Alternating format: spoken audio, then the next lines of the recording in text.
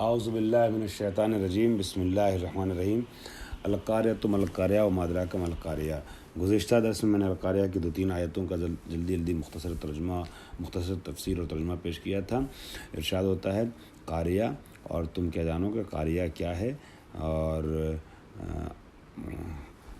قاریہ جو ہے ایک ایسا دن ہے کہ جسے قیامت سے تعبیر کیا گیا ہے، ٹھیک ہے، کہ جب لوگوں کے دل میں ہول پیدا ہوگا اور ایک کھڑکڑاہٹ پیدا ہوگی اور ایک بے چینی پیدا ہوگی۔ یوم یکون الناس کالفراش المبثوث، اس دن کے جب لوگ جو ہے وہ بکھرے ہوئے پتوں کے طریقے سے، اوراق کے طریقے سے، پتنگوں کے طریقے سے ہو جائیں گے۔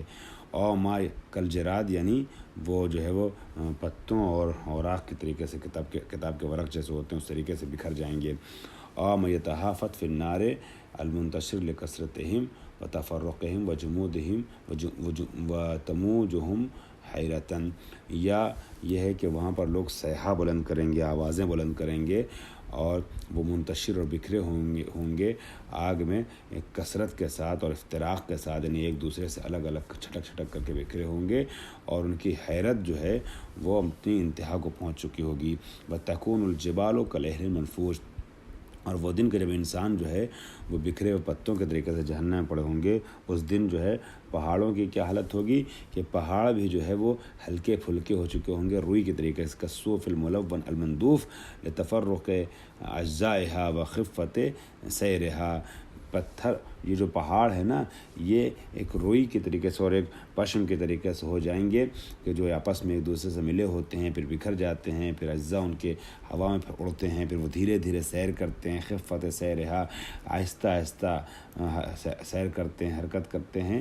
تو گویا جو روئی کی صفتیں ہوتی ہیں نا، کہ روئی ہوا میں اڑتی رہتی ہے، دھیرے دھیرے بکھرتی رہتی ہے اور جاتی رہتی ہے، الگ الگ شکل اختیار کر لیتی ہے گرد و غبار کے نتیجے میں، اسی طریقے کی پتھر کی یعنی پہاڑ کی بھی کیفیت ہوگی قیامت کے دن۔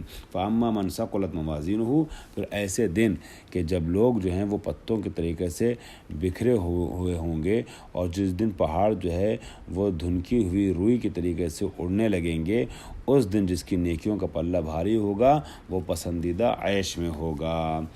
فَأَمَّا مَنْ ثَقُلَتْ مَوَازِينُهُ، جس کا وزن یعنی پلہ ترازو کا بھاری ہوگا، بیان رجحت حسناتہ، اس طریقے سے بھاری ہوگا کہ اس کی نیکیاں ترجیح رکھتی ہوں گی، نیکیوں کا پلہ بھاری ہوگا برائیوں کے پلے پر۔ فَهُوَ فِي عِیشَةٍ رَاضِیَةٍ، بس وہ عیشۂ راضیہ میں ہوگا۔ راضی یعنی رازن صاحب ہوا، یعنی اس نیکی کا جو صاحب ہوگا، مالک ہوگا، صاحب نیکی جو ہوگا، صاحب حسنہ جو ہوگا، وہ راضی ہوگا، ٹھیک ہے۔ من مجاز الاسناد، یہ مجازن ایسا کہا گیا ہے کہ فہو فی عیشۃ راضیہ، وہ ایسی عیش میں ہوگا، ایسی زندگی میں ہوگا کہ جو راضی ہو۔ کہنے کا مقصد یہ ہے کہ وہ انسان جو ایسی زندگی کا مالک ہوگا وہ راضی ہوگا اس زندگی سے، ٹھیک ہے۔ اور ذات رضا، یا مراد یہ ہے کہ ذات رضا یعنی وہ انسان جو ہے وہ صاحب رضا ہوگا، ٹھیک ہے۔ خلاصہ یہ کہ جس کے اعمال اچھے ہوں گے وہ راضی ہوگا اپنی زندگی سے، اچھی زندگی اس کو حاصل ہو جائے گی، وہاں پر اچھی حالت میں آ جائے گا۔ وَأَمَّا مَنْ خَفَّتْ مَوَازِينُهُ، لیکن جس کے اعمال کے پلے ہلکے ہوں گے، یعنی اس کے سیئات، بیان رجحت سیئاتہ، اس کی سیئات اور اس کی برائی کا پلہ ترجیح رکھتا ہوگا، تو فَأُمُّهُ ہاویہ، پس اس کا مرکز جو ہے وہ کیا ہوگا؟ جہنم ہوگا۔ مَأْوَاهُ النَّارُ، امہ یعنی ماوا، کہتے ہیں ماں کو، جڑ کو، اصل کو، مرکز کو، تو اس کا اصل، اس کا مرکز، اس کا جڑ جو، اس کی جڑ جو ہوگی وہ حاویہ ہوگی، حاویہ جو ہے جہنم ہے۔ مأواہ النار ثم عظم حاویہ بقولہ، پھر حاویہ کو بہت بڑھا چڑھا کر کے بیان کیا گیا اس آیت میں، کیا؟ وما ادراک ما ہی، تم کیا جانو کہ حاویہ ماہیہ کیا ہے؟ وما ادراک ما ہی، تم کیا جانو کہ یہ حاویہ کیا چیز ہے؟ نار حامیہ، یہ جو حاویہ ہے نا یہ شدید گرمی والی آگ ہے، نار حامیہ۔ اس کے بعد پھر اب سورہ تکاثر کا آغاز ہوتا ہے۔ سورہ تکاثر میں ارشاد ہوتا ہے الہاکم التکاثر، تمہیں ہلاک کر دیا یا مشغول کر دیا، الہاکم التکاثر یعنی شغلکم عن التفکر فی امور الخیرت، امور الاخرت، آخرت کے امور سے، ان کے بارے میں تفکر کرنے سے تمہیں مشغول کر دیا، یعنی روگردان کر دیا، ٹھیک ہے، تمہارے رخ کو منحرف کر دیا، تمہیں منحرف کر دیا کہ تم آخرت کے بارے میں تفکر کرو۔ کس چیز نے منحرف کر دیا؟ تکاثر نے تمہارے۔ تکاثر کیا ہے؟ التفاخر بکثرت المال والرجال، لوگوں کا اور مال کا بہت زیادہ ہونا، تم نے تفاخر کیا میرے پاس بہت لوگ ہیں، بہت طاقت ہے، بہت بچے ہیں، بہت بیٹے ہیں ہمارے، اور ہمارے پاس بہت مال ہے. تمہارے اس طریقے کے تفاخر نے تمہیں کیا کیا؟ آخرت سے بے فکر کر دیا. حتیٰ زرتم المقابر. اب یہاں دو احتمال ہے. یہاں پہلا احتمال یہ ہے کہ یہاں تک کہ تم تکاثر کرتے کرتے، تفاخر کرتے کرتے قبروں کی منزلوں تک پہنچ گئے. بأن متم ودفنتم فیہا، یعنی تم مر گئے اور تم دفن کر دیے گئے قبر میں. تم نے زیارت کی قبر کی، یعنی قبر تک پہنچ گئے. تفاخر کرتے کرتے تمہیں ہوش نہیں آیا، تکاثر کرتے کرتے ہوش نہیں آیا، یہاں تک کہ موت کا کہ منہ میں تم خود بھی سو گئے. او یا یہ کہ بأن عددتم الموتى تکاثرا بہم، یہاں تک کہ حتیٰ آیا ہے نا، یہاں تک کو سمجھانے کے لیے تم نے تکاثر کیا، اور اتنا تکاثر کیا، اتنا تفاخر کیا، اور اتنا زیادہ گھمنڈ کیا، تفاخر کرتے رہے، اپنی بڑائی کا اظہار کرتے رہے، یہاں تک کہ تم نے مردوں کو بھی شمار کیا، قبروں کو بھی شمار کیا، تکاثراً شمار کیا کہ یہ ہماری اتنی قبریں ہیں، اتنے قبرستان، نہیں ہمارے اتنے لوگ تھے، ہمارے خاندان کے لوگ، بڑا خاندان تھا ہمارا. تم نے اس پہ بھی تکاثر کیا بجائے اس کے کہ اس سے عبرت لیتے. کلا، یہ رد ہے، رد ان اما ہم فی ہے، جس حالت میں پڑے تو اس سے روکنے کے لیے کہا گیا. کلا سوف تعلمون، قریب تم جان لو گے، سوء عاقبت تکاثرکم، اپنے تکاثر کے نتیجے کو جان لو گے.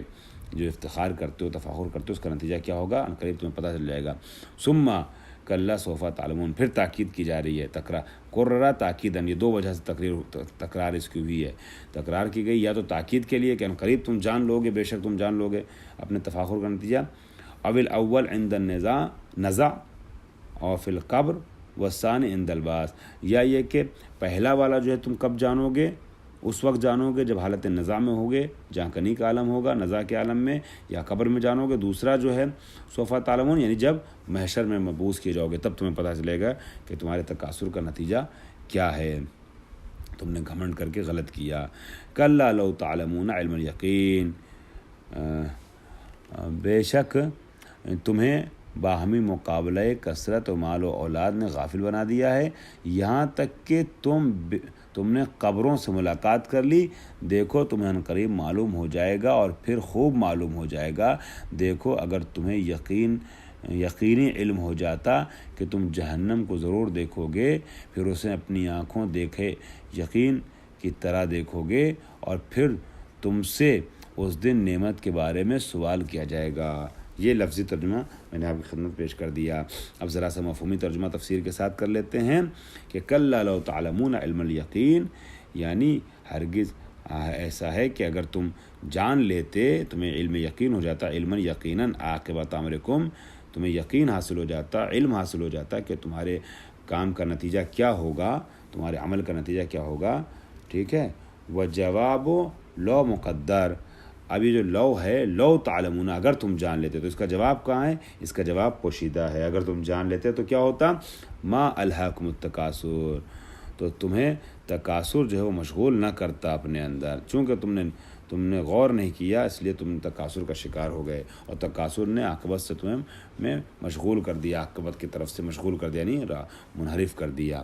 لترون الجحیم، یہ لترون الجحیم جو ہے اقسموں کا جو ہے وہ جواب ہے، جواب قسم مقدر محذوف، میں قسم کھاتا ہوں. ٹھیک ہے.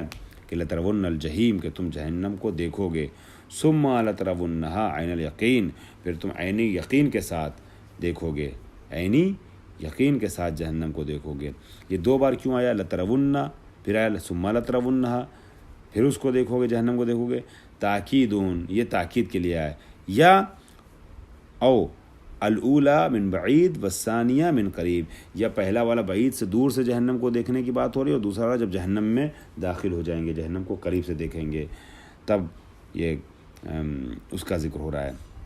اب الاولا عند ورودہا والثانیہ عند دخولہا، یا یہ کہ پہلا والا جو ہے وہ قریب اور دور کی بات نہیں ہے. پہلا والا جو لترون ہے، لترون الجحیم، یعنی جب وارد ہوں گے جہنم کی طرف، جب لب مرز پہنچیں گے، سرحد پہ پہنچیں گے جہنم کی. اور دوسرا والا جب دخول فی جہنم ہو جائے گا. ثم لا تسألن یومئذ عن النعیم، پھر اس دن تم سے سوال کیا جائے گا نعمتوں کے بارے میں. ثم لا تسألن یومئذ عن النعیم، تم سے نعمتوں کے بارے میں سوال کیا جائے گا. وہ نعمتیں کیا؟ مثلا الامن ہے، والصحت ہے، امن اور صحت وغیرہ کے بارے میں سوال ہوگا. یا ایک قول یہ ہے کہ سوال محشر میں کس نعمت کے بارے میں ہوگا؟ نعمت ولایت اہل بیت کے سلسلے میں ہوگا.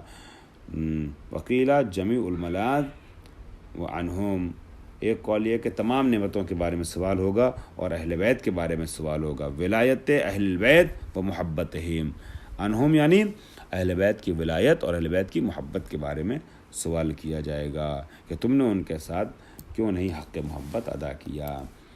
بسم اللہ الرحمن الرحیم.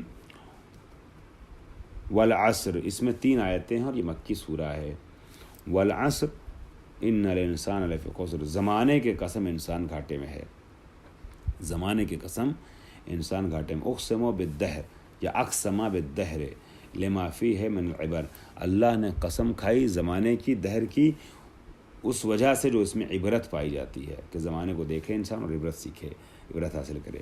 اور بآخر النہار، یا مطلقاً زمانے کی قسم نہیں ہے بلکہ دن کے آخری حصے کی قسم ہے، جیسا کہ اللہ نے دن کے شروعاتی حصے کی بھی قسم کھائی والضحیٰ کہہ کے. کما اقسم باولہ الضحیٰ، جیسے کہ اللہ نے ضحیٰ کی قسم کھائی والضحیٰ واللیل اذا سجا. ٹھیک، اسی طریقے سے یہاں آخر وقت کی بھی قسم کھائی ہے. تو کہیں اول وقت کی قسم کھائی ہے، کہیں آخر وقت کی قسم کھائی ہے. یا تیسری مراد جو ہے والعصر سے کیا؟ صلاۃ العصر لفضلہا، عصر کی نماز کا ایک خاص شرف ہے، خاص فضیلت ہے، اس کے فضل کو دیکھتے ہوئے اس کی قسم کھائی ہے، عصر کی نماز کی قسم کھائی گئی ہے یہاں. ان الانسان لفی خسر، کہ بے شک انسان جن سے انسان، سارے انسان گھاٹے میں ہیں، خسارے میں ہیں. خسران فی صفقتہ و بیعہ الجلیل الباقی بالقلیل فانی، کہ انہوں نے جو ہے صفقہ یعنی ہاتھ پہ ہاتھ مار دیا. جب تجارت کر کے ختم کرتے ہیں، اس طریقے سے کہتے ہیں، مطلب ہاتھ جھاڑ لیتے ہیں کہ معاملہ ختم ہو گیا، معاملہ طے ہو جاتا ہے، وہ مراد ہے. یا مثلا یا مراد یہ ہے کہ خرید و فروش کرنا. بہرحال معاملہ کرنا یا خرید و فروش کرنا، جو بھی آپ کہیں دونوں صحیح ہے. بڑی چیز کا چھوٹی چیز سے انسان گھاٹے میں ہے کہ اس نے جو ہے وہ دنیا کے لیے آخرت کا سودا کر لیا، آخرت کو بیچ دیا دنیا کے حاصل کرنے کے لیے، جبکہ آخرت جو ہے وہ عظیم ہے. یا حکومت کو حصول کے لیے علی کو چھوڑ دیا اور تخت خلافت پر بیٹھ گئے، اور کچھ لوگوں نے تخت خلافت پر بیٹھنے والوں کا ساتھ دیا. جلیل کو چھوڑ کے حقیر کے اور قلیل کے پیچھے چلے گئے. الا الذین آمنوا وعملوا الصالحات، سب خسارے میں سارے انسان سوائے ان لوگوں کے کہ جو ایمان لیا اور عمل صالح انجام دیا. وتواصوا بالحق وتواصوا بالصبر، اور یہ لوگ وہ ہیں کہ جو حق کی اور صبر کی تلقین دیتے ہیں. اوصى بعضهم بعضا، ان میں سے بعض دوسرے بعض کی وصیت کرتے ہیں، ان کو سمجھاتے ہیں. بالحق، حق کے بارے میں. من اعتقاد او عمل، یعنی اعتقاد بھی تمہارا صحیح ہو اور عمل بھی تمہارا صحیح ہو، یہ وصیت کرتے ہیں. وتواصوا بالصبر، اور صبر کی وصیت کرتے ہیں. علی الطاعۃ وعن المعصیت، کہتے ہیں کہ صبر علی الطاعت کرو، یعنی صبر عن المعصیت کرو، یعنی اللہ کی اطاعت کرو اور گناہوں سے بچو. یہ بھی ایک طریقے کا صبر ہے. مصیبت پہ صبر نہیں، اطاعت پر، یعنی دل چاہتا ہے، نفس لے جاتا ہے دوسری چیزوں کی طرف، گناہ کی طرف، مگر اپنے کو روک لیتے ہیں اور صبر سے کام لیتے ہیں، معصیت پروردگار انجام نہیں دیتے ہیں، اطاعت ربانی کی راہ پہ گامزن رہتے ہیں. وفی ابہام سبب الخیر، اب یہاں کہا گیا لفی خسر، ٹھیک ہے، گھاٹے میں. کیوں گھاٹے میں یہ نہیں بتایا گیا، لیکن عمل صالح کی تفصیل بیان کی گئی. وتواصوا الذین آمنوا وعملوا الصالحات وتواصوا بالحق وتواصوا بالصبر، یہ تفصیل ہے. تو یہ کیوں کیا گیا؟ وفی ابہام سبب الخیر، خیر کے سبب کو مبہم رکھا گیا.